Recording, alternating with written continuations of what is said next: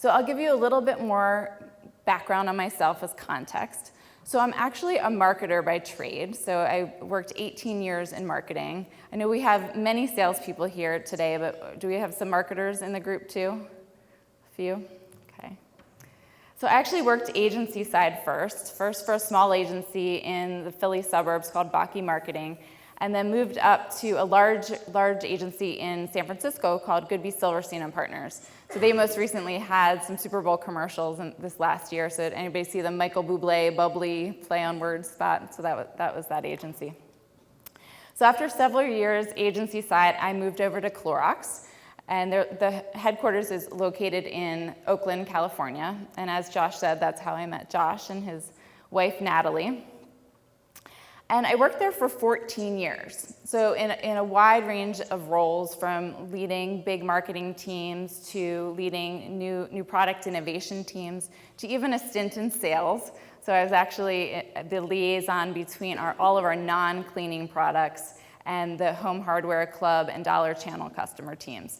So I've had some experience sitting in front of a buyer and a retailer, like so many of you do as well. And most recently, I left to start my own company, so Virtual Work Insider. So what I do is I help consult with companies and leaders on how teams and leaders can work better together in a virtual environment. So you might be wondering, how did I get from a career in marketing to now coaching leaders and teams about virtual work?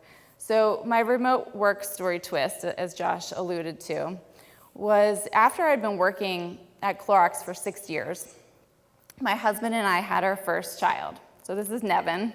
Nevin was born in San Francisco. We were living in a one-bedroom apartment. She was in a pack and play, and we'd move her into the closet to sleep, or maybe into the living room or the bedroom, depending on where the least noisy room was.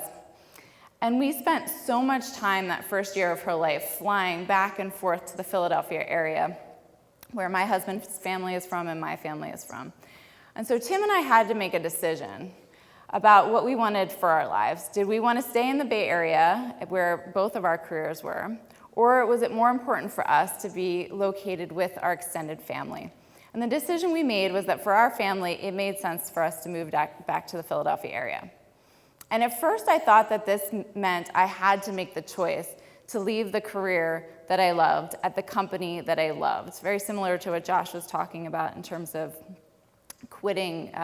Some people that worked for him quit because they thought they had to make that choice.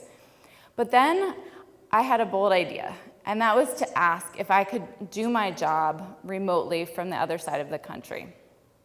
And this was back in 2010. It was pretty unheard of within the Clorox Company to be able to do this, especially within marketing and within the kind of job that I had, which was leading innovation teams.